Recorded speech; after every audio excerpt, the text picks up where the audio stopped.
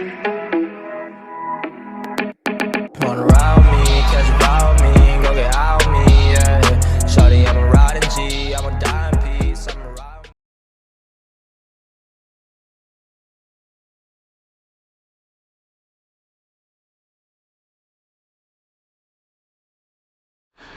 Hello les amis, c'est Bart, je vous retrouve aujourd'hui pour une nouvelle vidéo test. Aujourd'hui c'est le test du Doogee S59 Pro. Téléphone, smartphone, même fois assez ahurissant, que j'utilise depuis quelques temps. Donc comme d'habitude, bien sûr, n'hésitez pas à liker la vidéo, la partager sur les réseaux sociaux, mettre également un pouce bleu si la vidéo vous a plu, abonnez-vous à ma chaîne, je vous mets le lien d'achat en bas dans la description. Actionnez également la cloche pour recevoir la notification de la chaîne. Vous pouvez également faire un don à la chaîne si vous le souhaitez pour aider la chaîne. Donc smartphone S59 Pro, rigid phone, énorme. Donc première partie, présentation et spécification. Look extérieur, on va se faire le look. Hyper épais, hein. Téléphone très très épais. Comme vous pouvez le constater, hyper lourd. Ce qui saute aux yeux directement, c'est le poids. Je voulais vous le faire voir directement. Voilà.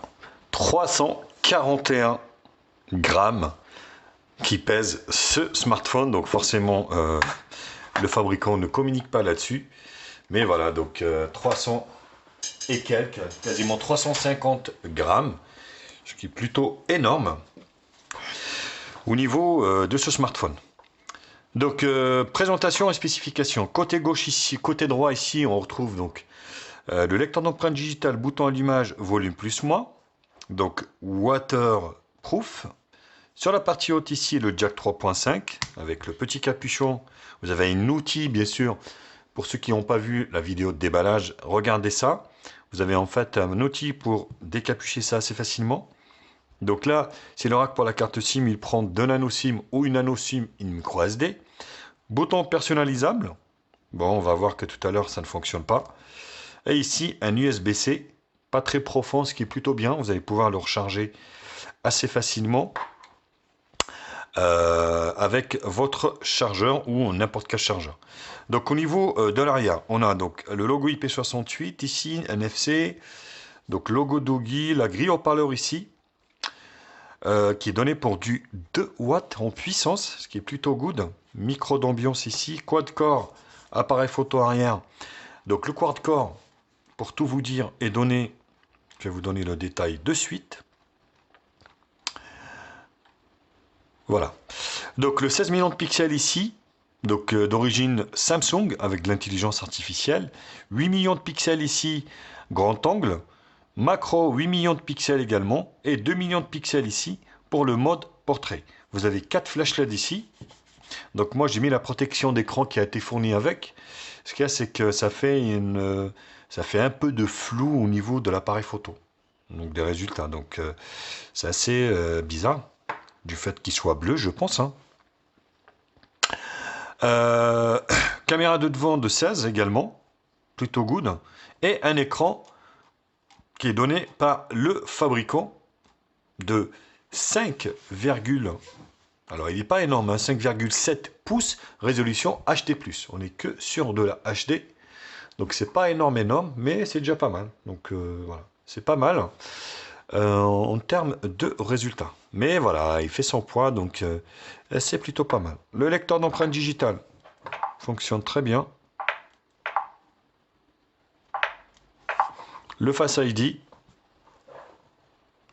très dur également à configurer, c'est un truc de fou. J'ai quand même réussi, mais voilà, pour votre information, c'est de la 2D, pas sécurisé forcément, mais qui fonctionne plutôt bien. La ROM, on est sur une ROM de chez Doogee, très fluide, rien à dire. Il tourne sur donc Android 10 stock, ce qui est plutôt pas mal. Une batterie de 10 050 mAh en termes d'autonomie, bien sûr, vous procurera 3 à 5 jours d'utilisation standard, on va dire pas vraiment poussé, hein, forcément, mais une standard, 3 à 5 jours, ce qui est plutôt bien.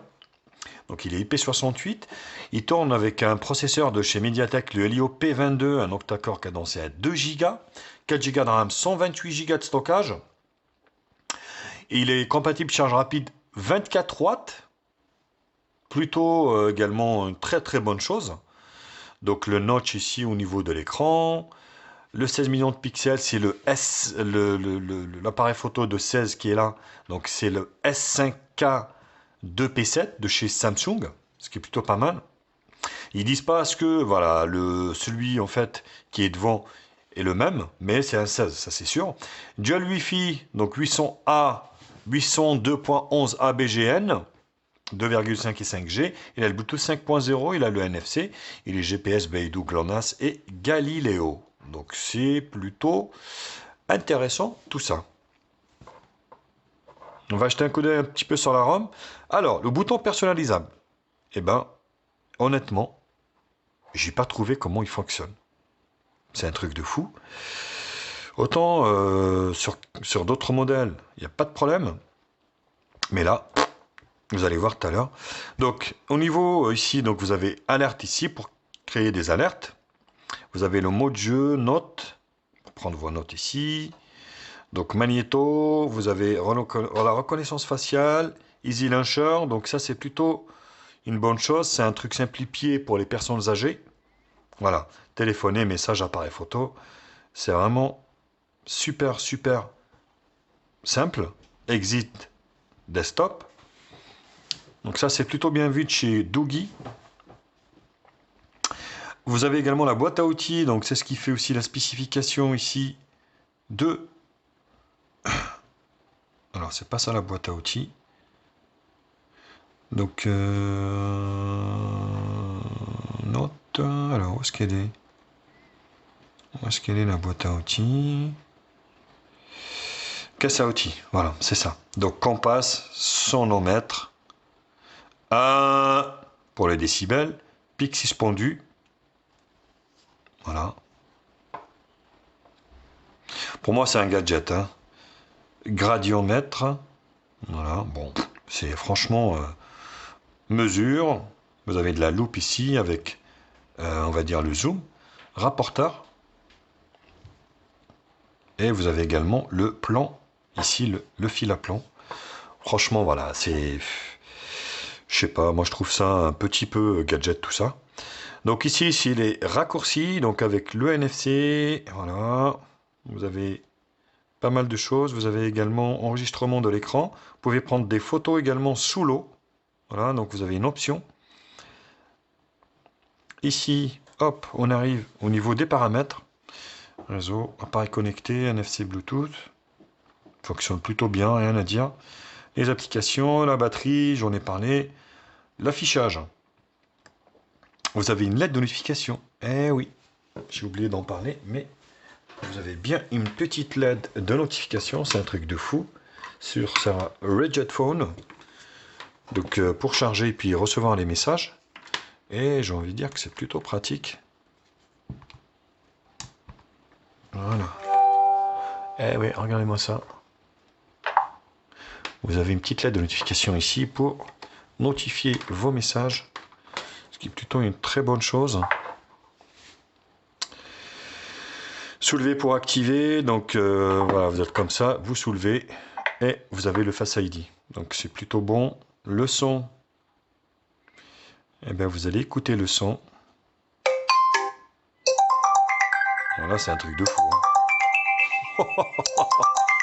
Oh la vache. Donc voilà, c'est assez puissant. Oh. On verra lors du test multimédia. Mais le son est hyper balèze. Hein. Vous allez pouvoir en fait utiliser comme une enceinte, hein, donc directement, pour écouter de la musique sur votre chantier. Donc le stockage des 128, confidentialité, localisation, sécurité, compte, accessibilité, empreinte digitale, ça fonctionne bien. Barre navigation, soit 3 boutons ou navigation par geste. Smart Touch. Alors, Smart Touch, c'est ça. Donc vous allez avoir ce petit machin, soit Home ici. Vous voyez, hop, ici, c'est un petit gadget également. Hop, multitâche, verrouillé. Ceci dit, ça sert à rien. Hein.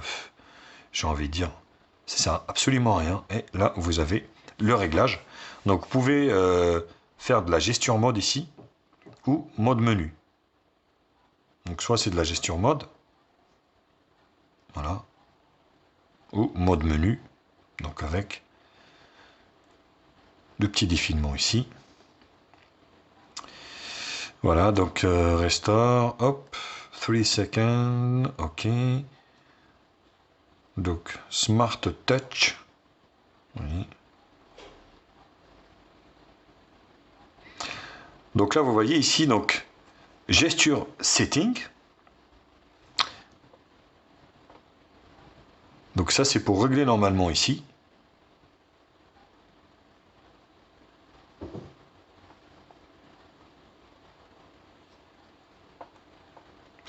Eh bien, ça ne fonctionne pas. Donc, je ne sais pas pourquoi.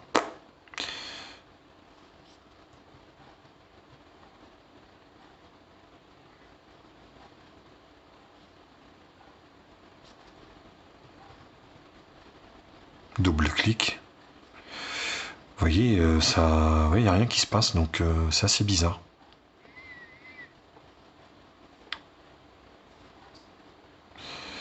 Donc voilà, donc je pense que ça va s'arranger avec une future mise à jour, mais pour le moment, voilà, là ça ne fonctionne pas, donc je ne sais pas pourquoi, mais bon, voilà. Pour votre information, donc le bouton personnalisable pour le moment, il n'y a rien qui fonctionne dessus. Bien-être, Google, ici, SMS, le flash, choisissez d'activer ou non le flash. Duraspeed System. Les mises à jour auto. Donc voilà, donc c'est des mises à jour de la ROM et pas non plus, on va dire, de page de sécurité de chez Google malheureusement. Donc on est bien sur le S59 Pro. Le build ici, ça va devenir, voilà, développeur. Et c'est plutôt une bonne chose. Donc un téléphone, bien sûr, c'est fait pour appeler avec. Vous n'avez pas de nouveau message. Menu principal. Pour personnaliser votre répondeur, tapez 3. Pour accéder au service de renvoi d'appel, tapez 5. Pour une présentation de votre répondeur, tapez 0. Voilà, j'ai pas eu de difficulté à téléphoner avec, ni quoi que ce soit. Donc, plutôt good comme, voilà, comme téléphone. Donc, c'est assez fiable là-dessus. Voilà, donc c'était la première partie présentation et spécification. Je vous retrouve pour la seconde partie, qui sera la partie benchmark.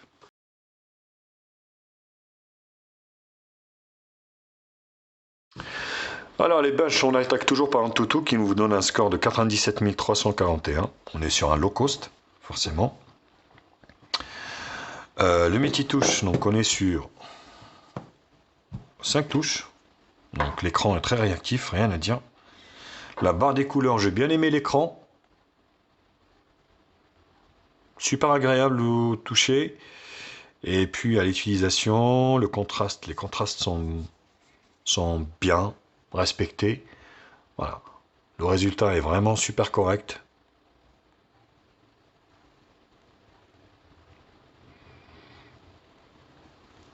Vert, bleu, vous voyez le rouge. Donc plutôt satisfaisant au niveau du résultat. Donc j'ai aimé, hein. Franchement, voilà, un très très bon téléphone. J'ai bien kiffé. Surtout au niveau de l'autonomie. Donc on est sur le A59 Pro. Le GPU, donc c'est un PowerVR ROG GE 8320. L'écran HD+. LDDR3 4X, 4 Go de RAM, 128 Go de stockage.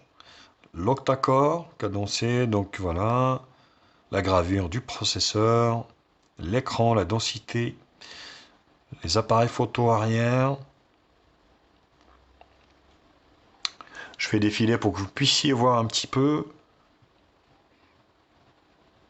Le Wi-Fi. Alors les capteurs, ils y sont tous quasiment, sauf la température, gyroscope non calibré, fréquence cardiaque, magnétomètre non calibré, pression, humidité. Voilà, tout le reste. Je vous laisse voir, ils y sont tous quasiment. C'est pas pour nous déplaire. Voilà, au niveau dans tout, on va se faire Display Tester Morgan.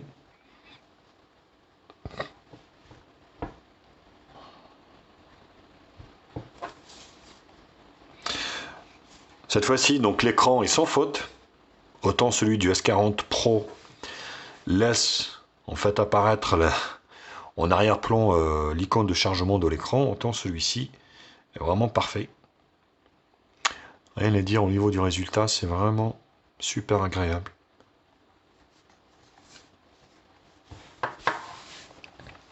CPU Z.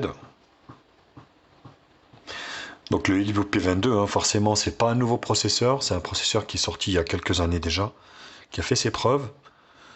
Donc voilà, on est sur de l'entrée de gamme, hein, on est sur du low cost. API level 29, la batterie, thermomètre non.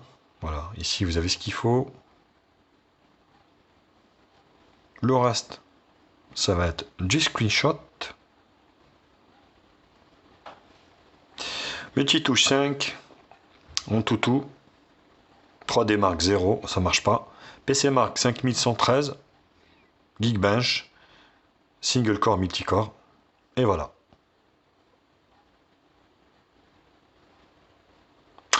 Voilà, j'en ai fini avec cette deuxième partie benchmark. Je retrouve pour la troisième partie, qui sera la partie multimédia.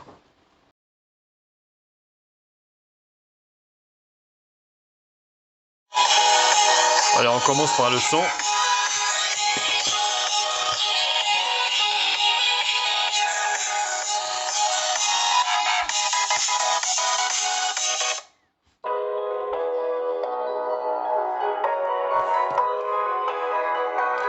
Le son est balèze, hein.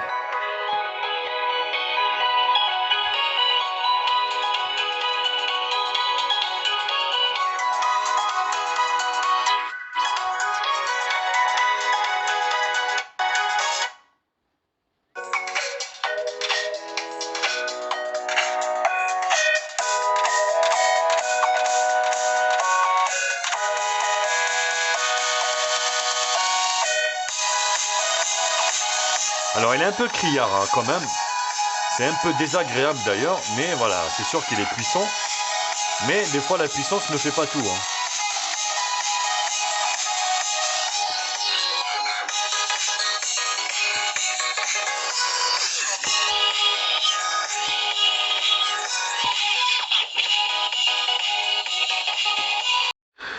Au niveau de la vidéo, vous allez pouvoir profiter d'une vidéo en résolution HD au maximum. Après, voilà, on est sur un 5,57 pouces. Plutôt un bon résultat, satisfaisant aussi. Franchement, voilà, donc... il n'y a pas grand-chose à reprocher, on va dire, à ce smartphone. À part son poids, forcément, donc ça fait la taille d'une brique. C'est quand même une vraie brique, hein, c'est énorme. Mais son écran 5,71 pouces, format 18/9, est quand même pas si mal. Hein, et assez satisfaisant au niveau du résultat. Vous voyez, plutôt très bien calibré. Et les couleurs sont bien respectées.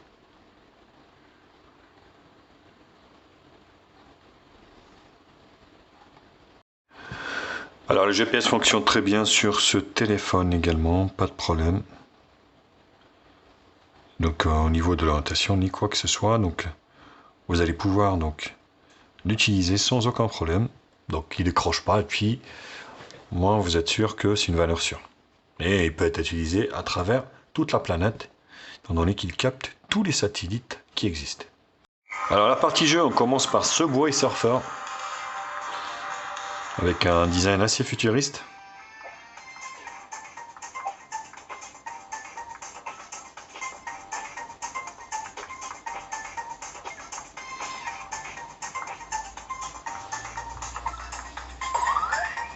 Voilà. Plutôt intéressant hein, au niveau du résultat.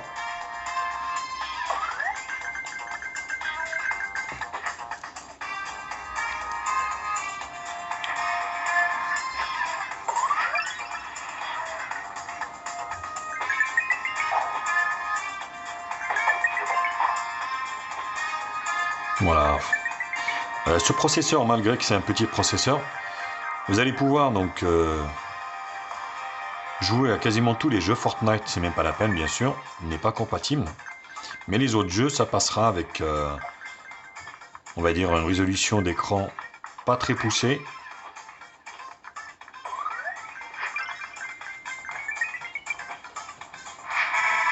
Donc plutôt concluant pour ce Subway Surfer. On enchaîne avec Temple Run 2. Avec un décor glacial en ce moment. Donc voilà, plutôt concluant. Hein. Quelques petites sagades de temps à autre, mais c'est largement jouable.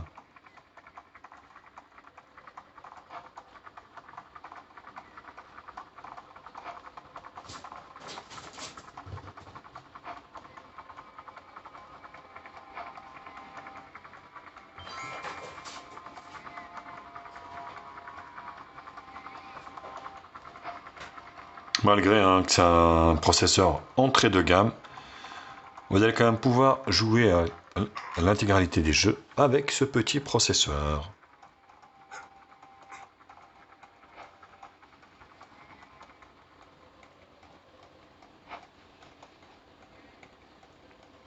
C'est avec le gros atout en fait de ce smartphone, malgré qu'il soit bien équilibré, c'est quand même l'autonomie, hein, où on a une autonomie vraiment démentielle.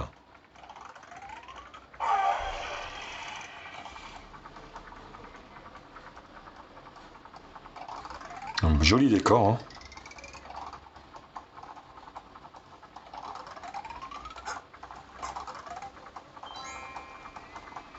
Plutôt concluant pour Temple Run. Alors, on continue avec Shadow Fighter 3. Avec un super beau décor. Allez, on lance les hostilités.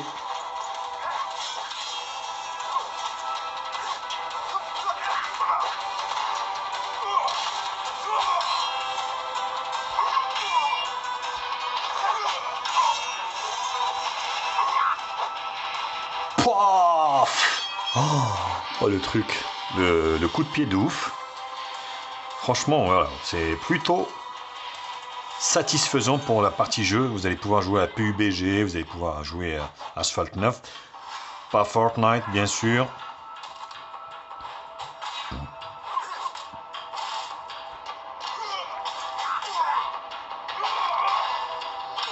Oh, grosse coupure de ouf sur la tranche.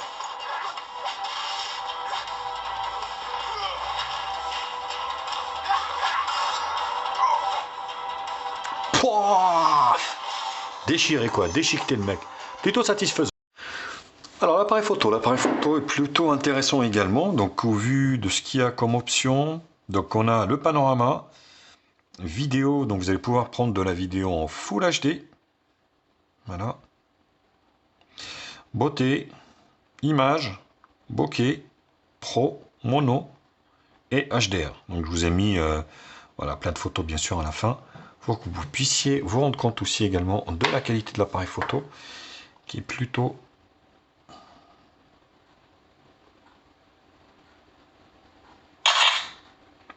voilà. Moi j'ai trouvé ça assez satisfaisant, vous voyez. Au niveau de la qualité, plutôt très bien. Et la caméra de devant, une 16 également. Donc 18 neuvième en 16 millions de pixels. Oui, Stiti.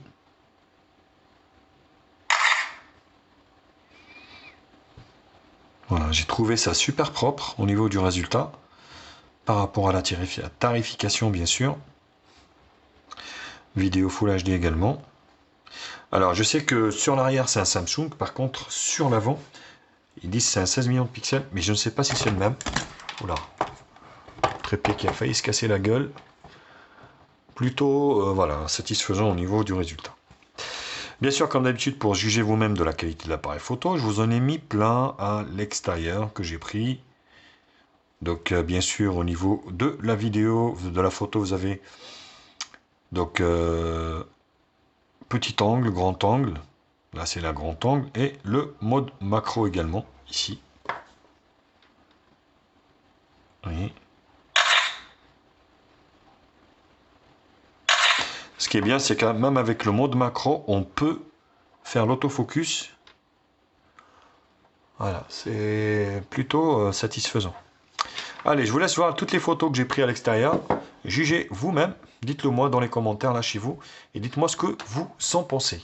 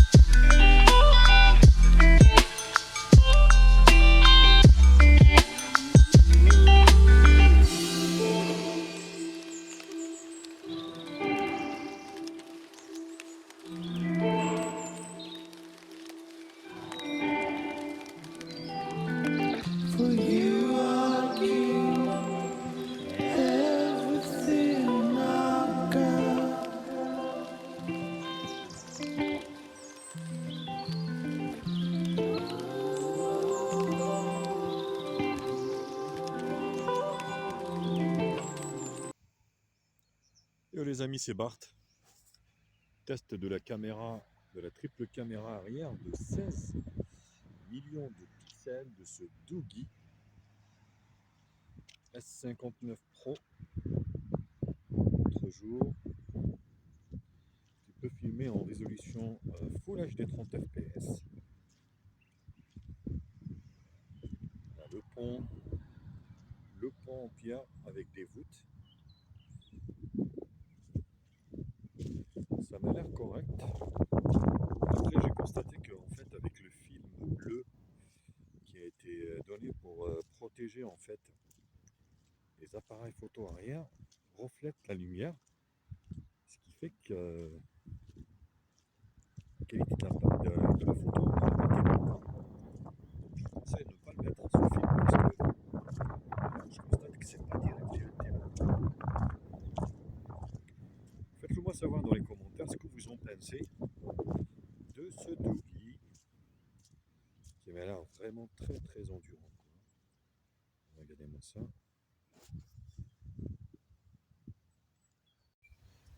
Et les amis, c'est Bart. La caméra devant de ce Doogee S59 Pro qui est vraiment très endurant avec une batterie qui peut durer jusqu'à 3 jours, 4 jours. Tout dépendra bien sûr de votre utilisation. Mais c'est plutôt intéressant quoi. Voilà, j'ai le soleil dans la tranche. Faites-le moi savoir dans les commentaires ce que vous en pensez de ce Doogee. Franchement, qui s'est vachement amélioré quand même par rapport au produit d'il y a 4-5 ans. Et puis ce qu'ils font maintenant, c'est pas du tout la même chose. On est sur quelque chose de fiable et d'intéressant en très bon rapport qualité-prix. Bien sûr, je vous mets un lien d'achat de ce produit en bas dans la description. Tchuss!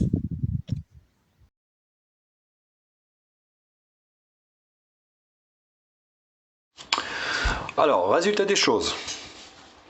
4 Go de RAM, 128 Go de stockage, une grosse batterie qui fera entre 3 et 5 jours d'autonomie, un bel appareil photo arrière-avant, écoutez, Bluetooth 5.0, NFC, voilà, IP68, franchement, voilà, donc un lecteur d'empreintes qui fonctionne bien, le Face ID également, une lettre de notification, et oui, du bon son, enfin voilà, c'est un téléphone franchement qui m'a vachement plu et que je peux que vous conseiller.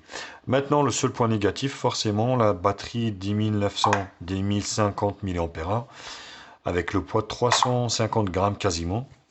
Donc voilà, ça a son poids. Donc voilà, c'est pas pour les gens voilà, qui se plaignent du poids. Ça, c'est pas quelque chose qui leur est destiné. Il y a ça, le poids, et puis le bouton, écoutez, multi-service là qui ne fonctionne pas pour le moment. Donc j'attends une mise à jour prochaine de Doogee pour que je puisse finaliser ça. Et franchement, voilà, c'est un super smartphone. Je vous mets un lien d'achat. Sur Amazon, il est quasiment à 179 €, je crois. Et sur AliExpress, il doit être à 120, 130 €. Voilà. Voilà les copains, bah écoutez, j'espère que cette vidéo vous a plu. N'hésitez pas à la liker, la partager sur les réseaux sociaux, me mettre également un pouce bleu si la vidéo vous a plu. Abonnez-vous à ma chaîne, je vous mets un lien d'achat en bas dans la description. Sur ce, je vous embrasse. Vous pouvez également faire un don, bien sûr, à la chaîne. Et vous pouvez également actionner la cloche pour recevoir la notification des vidéos. Allez, gros bisous à tous et je vous dis à très vite. Tchuss les biloutes.